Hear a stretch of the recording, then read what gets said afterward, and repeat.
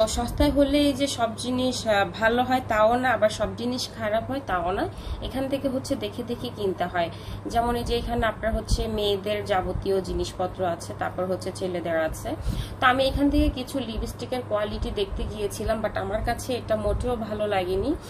যদিও মোস্তফা মার্কেটে একটু দাম বেশি, তারপর আমি ওইখান থেকে জাস্ট মেভিলনের 2টা লিপস্টিক নিয়েছিলাম, যার আপনার মূল্য ছিল এক একটা লিপস্টিকে $20 প্লাস।